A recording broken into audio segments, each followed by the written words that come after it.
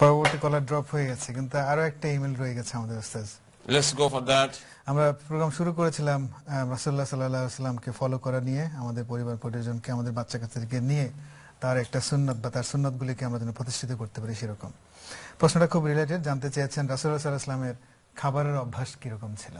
রাসূলুল্লাহ সাল্লাল্লাহু আলাইহি ওয়াসাল্লামের খাবারের অভ্যাস ছিল, আল্লাহ রাসূল তিনি সাধারণত কম খেতেন, যতটুকুন প্রয়োজন ততটুকুন খেতেন। এবং রাসূলুল্লাহ সাল্লাল্লাহু আলাইহি ওয়াসাল্লাম বলেছেন যে পেটটাকে পরিপূর্ণ করাটা এটা একটা খারাপ অভ্যাস। মানুষ যত এইগুলোকে পটগুলোকে মানে পরিপূর্ণ করে, তার মধ্যে সব থেকে খারাপ হলো মানুষের পেটটা।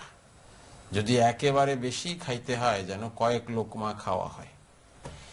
আর খাওয়ার ব্যাপারে সুন্নাত হলো, আল্লাহ নবী বলেছেন সুলুসুন লি তাআমিহি সুলুসুন লি শারাবিহি ওয়া সুলুসুন লি নাফাসিহি, যেন পেটের 3 ভাগের 1 ভাগ যেন খাবার হয়, 3 ভাগের আর 1 ভাগ যেন এটা পানি জাতীয় কোনো কিছু হয়, এবং আর 1 ভাগ যেন খালি থাকে তার ব্রিদিং এর জন্য। এটা হলো স্ট্যান্ডার্ড।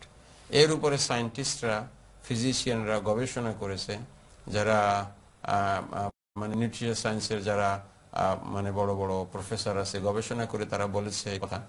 আমাদের একজন মুসলমান ডক্টর নুরুল ইসলামের উপর পিএইচডিও করছে। ওনার চ্যালেঞ্জ হলো যে আল্লাহ রসুলের এই এক হাদিসকে যদি কেউ সারা জীবন মানে, 3 ভাগের 1 ভাগের বেশি কোনো সময় খায় নাই, আর এই লোকের যদি ডায়াবেটিস হয়, then I am responsible for that. He has given the challenge to everybody. এই জন্য আসলে আমরা তো খাইতে পছন্দ করি। ওই আমাদের ডক্টর আলী মাহাদি বলে থাকেন যে একখানে বসলে কাজ কি, খালি গল্প করা আর খাওয়া। We talk and we eat, that's all we do. দুনিয়া যেখানে বেড়াইতে যায়, কাজ তো দুইটাই, কথা বলা আর কি করার, খাওয়া, আর তো কোনো কাজ নেই। এনিওয়ে, এই জন্য রাসূলুল্লাহ ইসলামের খাবারের অভ্যাস ছিল তিনি কম খেতেন, এবং 3 ভাগের 1 ভাগ তিনি খেতেন। মাঝে মধ্যে অকেশনালি আল্লাহ রসুল বেশি খেয়েছেন, কিন্তু এটা খুবই কম অকেশনে। যেমন ছাগল জবাই করা হয়েছে, ওনাকে প্রথমে একটা রান দেওয়া হয়েছে, রান একটা খেয়ে ফেলেছেন, সেকেন্ডটা খেয়েছেন, থার্ডটা খেয়েছেন, ফোর্থটা খেয়েছেন। খাওয়ার পর আর কোনো রান আছে? মা এসে বলেন, ইয়া রাসূলুল্লাহ, একটা ছাগলের রান আর কয়টা হয়? 4টা তো আপনি খেয়েই ফেলছেন। That's happened only one occasion. যেন আল্লাহ রাসূল সাল্লাল্লাহু আলাইহি ওয়াসাল্লাম খুব কম অকেশনে বেশি খেয়েছেন, মাঝে মধ্যে। তা না হলে সাধারণত আল্লাহ রাসূল পরিমাণে কম খেতেন।